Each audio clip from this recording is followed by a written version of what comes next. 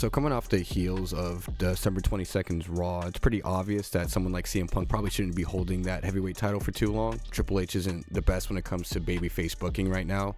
I mean, in terms of his defenses, besides the one that's going to happen on January 5th with Braun, there hasn't really been any intrigue since Punk's had the title. He's been on these shows, but it feels like Vision is kind of running the shows despite CM Punk being that top champion. I mean, this past Raw, kind of with the whole Austin Theory introduction that we had from the week prior, we thought kind of going into this Raw, we'd have more kind of insight into why Austin Theory has been doing what he did and why he's potentially aligning with the Vision. However, what we kind of got in the tag match that we did get was just more kind of meandering and Braun and the Bronsons kind of standing on top of CM Punk, which we kind of had in weeks prior. My only issue with kind of going this direction is that if CM Punk doesn't lose the title to Braun, it does make that Vision group kind of look weak, since Punk is older. Braun and Bronson have like Logan Paul, they have now Austin Theory on their side and Paul Heyman. It does kind of make them look like chump change if essentially one guy takes out all five of these men. I think it's kind of an interesting spot too to be in, because Braun is so young and has so much fire and is extremely hungry that it would be it's kind of a weird position to have Braun being this cowardly heel who is using kind of any means necessary to get one over him on Punk, when he should be kind of what he was before joining the Vision, which was this badass kind of spearing people out of his boots, and he was extremely disrespectful, but he had the like his cockiness and everything, and his bravado was backed up by how great and his prowess in the ring, right? So you kind of had that snarky jackass attitude that you get from a heel, but he is doing cool stuff in the ring. And I feel like with the kind of Division team up and having him kind of with Heyman and everybody else, kind of does lessen his aura. Kind of beyond that, we are going to be having that match happen on January 5th, and I do think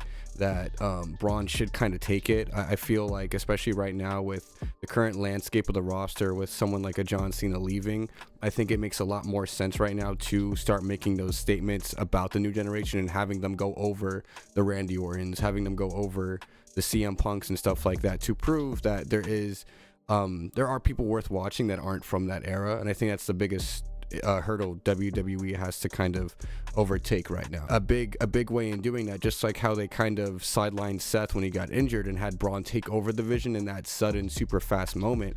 A similar thing should kind of happen with this CM Punk title match. I think a lot of people are going into it knowing that this is one of CM Punk's first defenses, so he probably won't lose the title that quickly, and that they want to take more time with Braun before they really give him that world title moment. I completely disagree. I think the last two promos that Braun kind of had over the past two Raws in the beginning of the month have kind of shown he's ready to hang and kind of verbally spar with CM Punk. Even we haven't really gotten that face-to-face promo yet between the two that really allows Braun to size himself up against CM Punk. He's had a lot of great promos, kind of talking to the camera and stuff, and CM Punk as well, because we know he's one of the greatest. But for them to really I think put some meat on this feud between them personally, there should be a couple of more face-to-face segments that have them getting in each other's face. A lot of this has been CM Punk and Braun almost being kept away from each other, whether it's them having to go through Austin Theory, having to go through all the goons that Division has. I feel like there should be more moments of CM Punk and Braun butting heads as contemporaries than CM Punk kind of looking down at an enemy faction. I think that kind of you dismiss the threat of the whole faction, I feel like, when you have someone like CM Punk going like, this is Tweedledum and Tweedledee. That kind of, I think, regresses everyone to just goon. I would kind of hope that in the Raw January 5th show that we do get, that Braun is going to win that World Heavyweight title, and I do think he shouldn't really do it I think he should do it clean. I don't think there should be really any interference. I think it would be a great statement to show that Braun is an actual dangerous person, especially in the promos that he's had, where he's begging and wanting the older CM Punk to come back, the 2013, the 2012, 2011 CM Punk, because the current one that exists is a corporate apologist. I feel like that angle is actually super worth getting into, instead of going, mentioning those things and then going to the typical, I'm gonna just beat you and retire you, old man. Like, that is pretty low hanging fruit. But I think the idea that Braun mentioned, that the CM Punk of today would be lambasted by the old CM Punk for his corporate ways, is very, very true. I mean, look at CM Punk, going to Saudi Arabia and doing that, when years ago he made tweets calling the Miz a fucking idiot, right, for going to Saudi Arabia and accepting blood money. To take that stuff and bring it into the storyline, to take, like, when Braun mentioned CM Punk's wife AJ Lee, those moments are extremely personal, obviously, in storyline, but for the fans as well, because then we get a nugget of something or like some sort of stake, essentially, for the match. You know what I mean? Because obviously, Punk and Braun have been going at it as a result of Seth's kind of Vision faction. But, to have Braun have a specific reason to go after Punk is kind of what we need here, especially as CM Punk is one of the last of the old guard, and him kind of with this title kind of shows that he's that last bastion. I do feel like Braun kind of spearing the man out of his boots and in a crazy, I think, really destructive fashion at Raw would really set the tone for the year going forward, that we're focusing on the future. We're focusing on the storylines and the characters that need to be built, not what's already established, so that we can get cheap pops, which I feel like 2025 was kind of a lot of, especially with, like, it being Cena's retirement run. You did have a lot of nostalgia kind of feuds and stuff like that, kind of talking about, those times in 2011, 2012, 2013, etc., when Cena was on top. And I think that's fair in terms of reflecting on his own career, but for the rest of the roster that then has to move on once he retires, right? What are those storylines look like, or looking like, moving forward? And I feel like because of the John Cena kind of retirement tour, we've had stuff like the Vision and stuff kind of get sidelined because they're trying to figure out what to do with their main, I guess, storyline, which was the John Cena retirement tour. And kind of now that that's kind of gone, I feel like in terms of, strong faces that they have on Raw specifically, since Cody Rhodes is on SmackDown, I feel like CM Punk, being that face champion as well, was kind of overdoing it. We need a big, like, heel run. I think with Seth getting injured and that whole thing happening, you kind of lost the big heel in the division that had the title and had the lackeys. I think Gunther is obviously someone who could be primed to be in that position, especially with what has happened after, but they obviously have slow burning plans for him that they want to enact, and I think they want to keep him strong and don't want him to lose or, like, look kind of weak to anyone. So I feel like they're being very bulletproof Gunther right now, which is why I do think, Braun Breaker should really beat CM Punk for this title, really, especially with CM Punk being 46 and 47. Is there really a reason for him to carry the title for a prolonged feud? I mean, he's already feuded with Drew McIntyre. He's feuded with Roman and Seth, for last year's Mania. So to me, it does feel like, there really isn't a lot left for CM Punk to do as a champion necessarily. I think the climb there was great, and that's why that initial time where Seth cashed in was so good, because I don't think you really need CM Punk to hold on to the title to feel like a champion. He's already someone who has that name recognition and the prestige to kind of feud without a title and it still feel just as important, so I would be, I think, a great idea to have essentially, Braun Breaker get the rub from CM Punk here at this January 5th show. I'm gonna actually make that bold prediction that Braun will win. I think the company is super high up on him. I think that's why they've let him kind of take over the reins, and I think also that's why they've been giving him promo time, because they know he can carry himself, and he can tell a story on the mic as well to hype up a match, which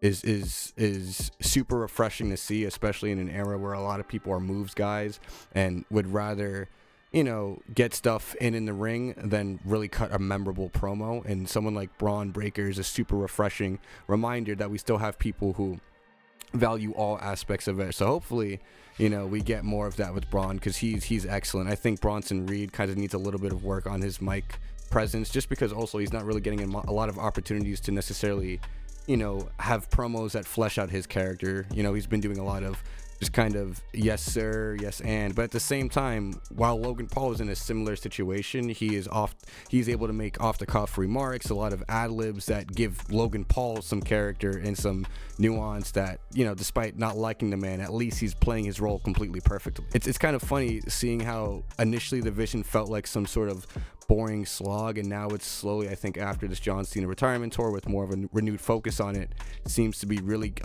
you know, getting some steam. So I'm hoping that, you know, heading into 2026 on this Netflix anniversary Raw, that we get some real crazy changes. We're also getting, you know, Maxine built up as well, you know, as the women's IC champion. We had a couple of vignettes and stuff about her training with Italia, and then she had that great defense with Ivy Nile. So I'm just enjoying the direction of focusing on the top new talent that exists. Prime example, like I said earlier, Gunther, right? Beats John Cena. Now these last couple of weeks he's been coming out, just the crowd hating his guts for it, right?